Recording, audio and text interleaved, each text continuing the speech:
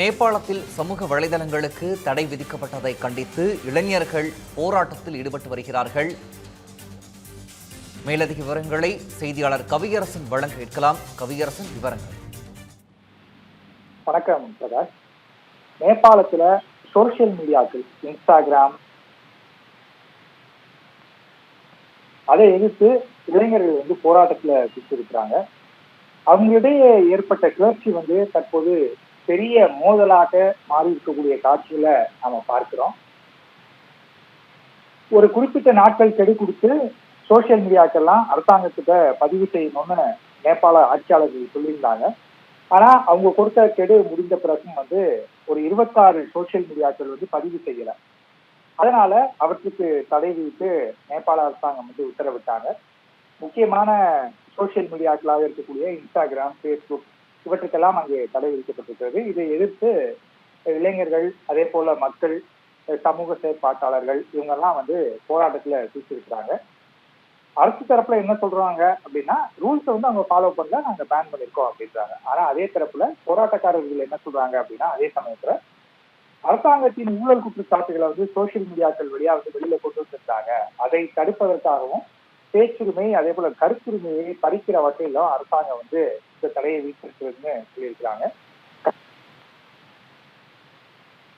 போயிட்டு இருந்தாங்க. நேரமாக ஆக போராட்டக்காரர்களின் எண்ணிக்கை அதிகமானதால அரசாங்கம் அவர்களை தடுக்கும் முயற்சியில் ஈடுபட்டது. இதன் காரணமாக பாதுகாவலர்களுக்கும் போராட்டக்காரர்களுக்கும் இடையே மோதல் ஏற்படக்கூடிய சூழல் உருவானது. உடனே காவல்துறையினர் தடியடி நடத்தியிருக்கிறாங்க. அதே போல தண்ணீரை தீக்கி அடித்து போராட்டக்காரர்களை கலைக்கக்கூடிய வேலைகளை செய்திருக்கிறாங்க. சில இடங்கள்ல துப்பாக்கி சூடு கூட நடத்தப்பட்டிருக்கிறது.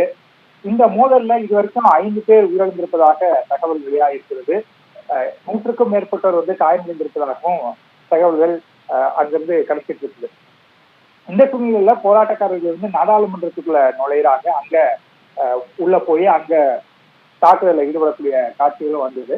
தற்போது பிரதமர் சர்மா ஒலி அவருடைய வீடை நோக்கி தாக்குதல் நடத்தப்பட்டிருப்பதாக செய்திகள் வருகின்றன.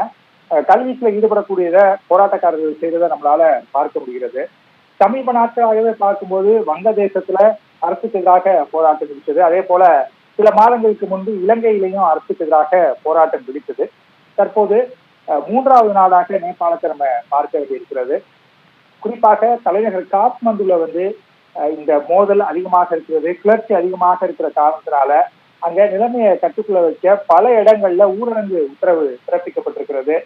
இருந்தாலும் கூட போராட்டங்கள் குறைந்த பாடில்லை. தற்போது காத்மண்டுவை பொறுத்த வரைக்கும் ஒரு பதற்றமான சூழல் நிலவி வருவதை நம்மளால பார்க்க முடியுது. பிரகாஷ்,